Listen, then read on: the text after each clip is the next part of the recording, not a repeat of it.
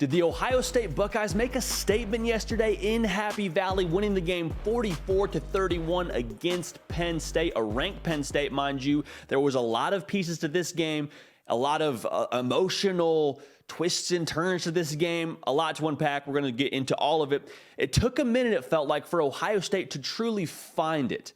Not that Ohio State played poorly or that they had a bad day at the office. It took a second for them just to kind of find it. We'll get to what it is in just a second here. They were down at half. They were down going into the fourth quarter. And this was one of the many times we have seen this Ohio State program show toughness. And Ryan Day, bless his heart, man, in his press conference, you can just tell. He's just grinning, just feeling a little bit, I don't know if happy is the right word, but he's obviously happy they won the football game, but he's happy with how they won the football game. Because this is a new flavor from Ohio State than from years past. In years past, it was, we're going to score 100. Good luck to everybody else. And not that they're not doing that. They're still, I believe, the number one scoring offense in the country. So that piece of it is still very much in play. But we hadn't seen this Ohio State program get tested quite as much in previous years. And I think that's more testament to the programs around them and how they're scheming them up. Bottom line, they played Notre Dame pretty tough in the early going, had to win that game in kind of a ugly-ish fashion in terms of the gameplay, and they got tested against Iowa in glimpses. I'll say glimpses against Iowa as the Ohio State offense kind of took a second to really rev up, and then obviously against Penn State yesterday they got tested a little bit as well. The secondary is still sort of a cause for concern if you're going to be a little bit nitpicky. You look at what Sean Clifford did yesterday, and you look at this box score, you say, wow, we had 3 interceptions. Good day at the offense. The secondary must have been on fire. Well, actually, all 3 of those interceptions were from the defensive line. We'll get to that in a second. Parker Washington from Penn State had 11 catches for $179 and a touchdown. So you know that can't be the way that you proceed going forward. You understand that has to get better. I believe it will get better. I think Jim Knowles is a mad scientist. Will have this program playing their best ball when they need to. But to go back to that, the defense had a really good day. The defense, yet again, held it down till the offense could get the engine really revved up. JT Tuimoloau. I texted Spencer Holbrook from Letterman Row yesterday during the game and just said, JTT is a freak. And he texted me back, and I think it was a couple messages kind of for dramatic effect, building that sign of suspense. He just said, brother, there's a little bit of a pause that hung in the air, and he just said, he's just getting started. There's more where that came from for JTT. And around the Ohio State fan base, it kind of felt like this was the guy that was maybe the unsung hero that had been so close multiple times, had done a lot to benefit this defense, but statistically, it hadn't shown up just yet for him.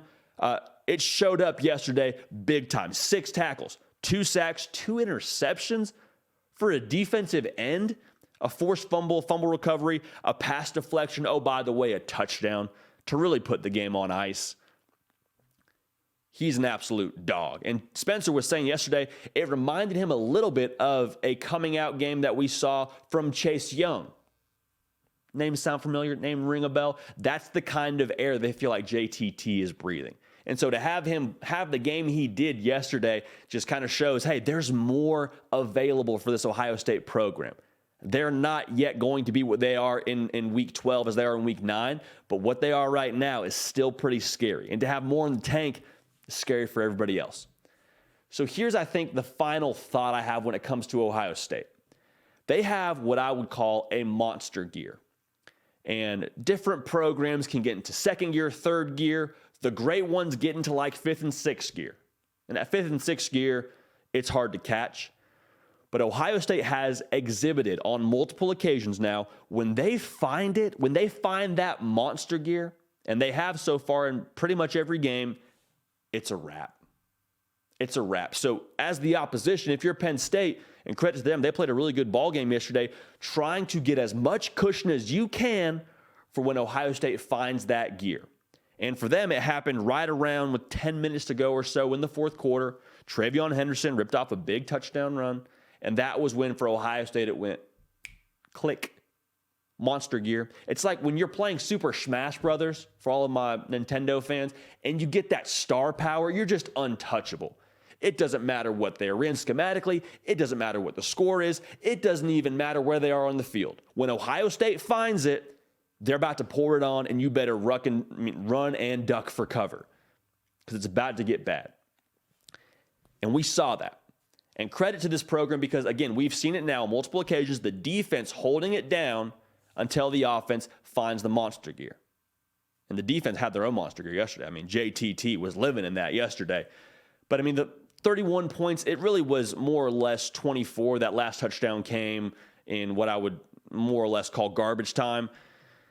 But for this program, again, they're going to be better for this kind of test. Ryan Day knows that. He said in his press conference yesterday, there's times where it's going to be easy for us, and that wasn't the way it was today. And again, you could tell just he was so pleased with the test that this program had endured and passed. So Ohio State, they're going to be better because of these tests. When they get into that kind of street ball, it won't be the first time for them. And they're going to be that much more dangerous because of it. So for Ohio State, when they find that monster gear, it's going to get a little bit troublesome for whoever else is on the opposite side of that football. But nonetheless, a huge win for them. They probably won't be tested again until Maryland. I'll never say never, but that's probably the next test you would imagine they would have, as Maryland's got some more weapons they could try and challenge that secondary with. But for Ohio State, again, I keep going back to it. They have it. When they find it, it's going to be tricky. I'm J.D. Piquel. This has been The Hard Count. Nick Brake does the real heavy lifting. If you haven't yet, subscribe to the channel. Come join the party. A lot of you Ohio State fans have already done that. Thank you. We love you. Get your friends on board. We'll have a good time. We're live on Tuesday. We're live on Thursday. We have content coming out every single day, but those are our live shows. So make sure you're locked in, loaded with us, and we'll have a real good time. So until then, we're going to keep the party rolling, and we will see y'all next time. Hey y'all, thanks so much for watching. Subscribe to the channel here to make sure you don't miss an episode of The Hard Count. Also be sure to check out other videos on the On3 YouTube channel.